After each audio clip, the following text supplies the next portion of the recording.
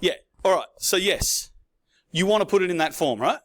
So I'll just write up that form for those of you who are going, what form? We were talking beforehand. So x minus a squared plus y minus b squared equals r squared, yeah? That's the form you want to get it in. Well done, you. Yeah, you've been away a few. Yeah. Is it counted as skipping if you just don't turn up for the whole day? It's not truanting because, well... Yeah. All right, so yeah, we're going to get it into that form. So what are we going to do? What's the one bit we're going to do first? What are we going to get over to the right-hand side? Yeah. Equals 15. All right. So we've started to get it in that form. We do have a small issue though, don't we?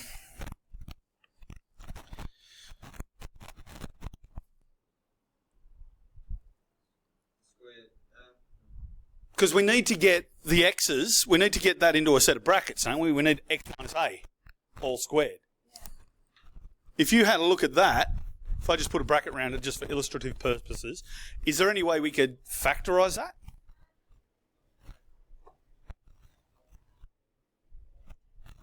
Because it's not two perfect squares, it's not a difference of two squares, it's not a quadratic as we recognise it, is it?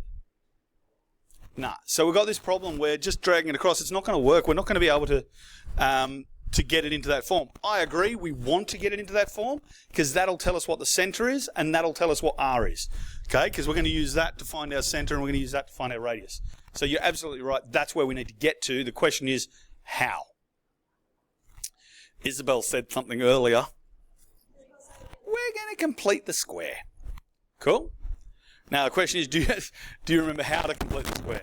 I think there was an eye-rolling episode just a second ago. It's a little bit fuzzy. All right.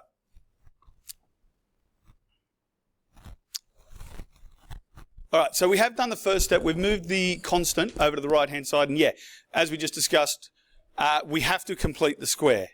Now, offline, we just talked about what completing the square means. Okay, at the moment, we basically, in essence, have one part of a perfect square, but we don't have the last bit. We have to complete the square.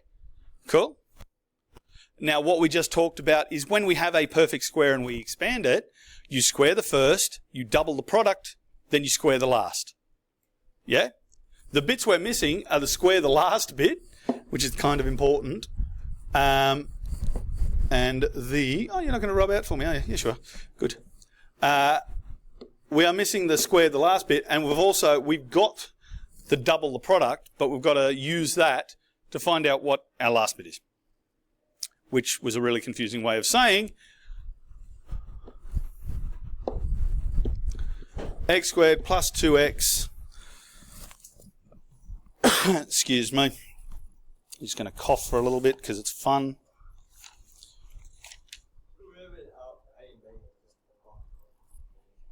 Sorry? So you can just look at it. Yeah, kind of.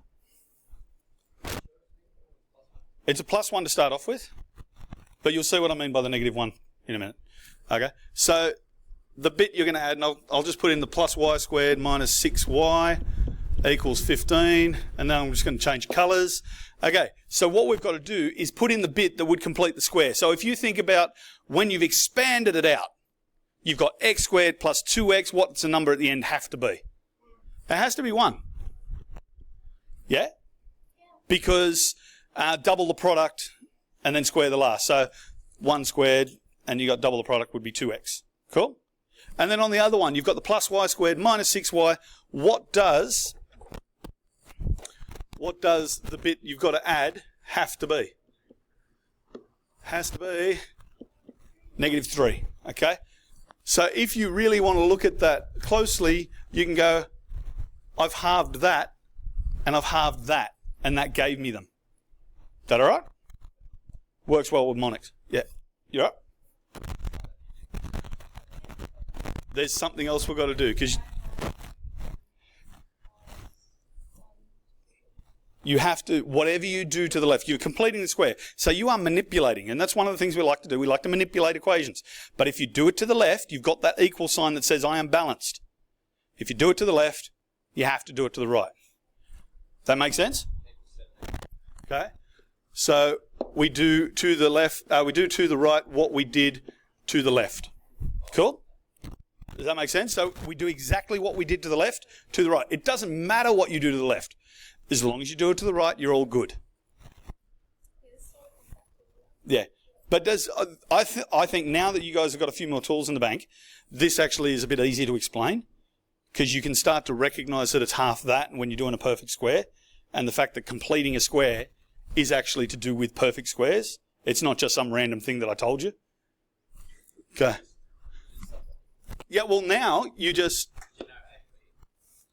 Well... Do we? Yes. Yeah. What we're going to do is we're actually going to factorize it so it looks like it should. But you know what A and B are, because you've done A squared there and you've done B squared there. Should I have -3? Should I have a -3? No, I should have a +9. There. Yeah. Yeah. Why should it be a +9? Because I'm squaring it. I wrote down what B will be. Whatever will be. But we needed to square it. Yeah? There was a lot of B's. How many B's do you reckon I said? 2 B's or not 2 B's? That is the question.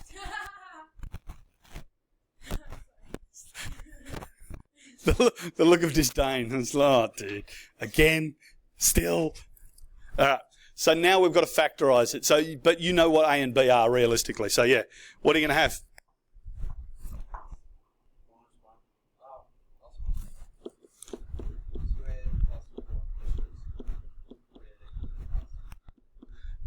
What am I going to have?